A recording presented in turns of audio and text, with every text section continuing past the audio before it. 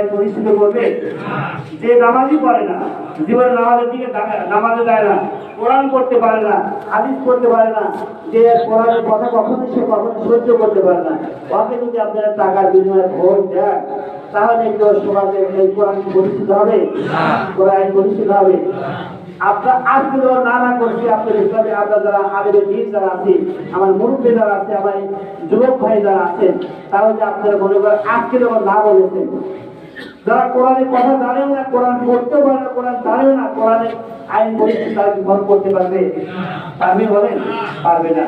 মসজিদে যায় না, ইলেকশনের সময় মসজিদে যখন কোরআনের কথা বলবে, ওদেরকে আপনারা চিনে নিয়ে ভোট করে দেন, কখনো আপনার ভাগ্য কখনো ভালো হতে পারে না। অতএব আমরা কোরআনকে প্রতিষ্ঠা করার জন্য যারা আন্দোলন করছে, ইসলাম যারা বলছে, ইসলাম যারা জানে, ইসলামের সবসময় নামাজ তারা নামাজ পড়ে না, ওরা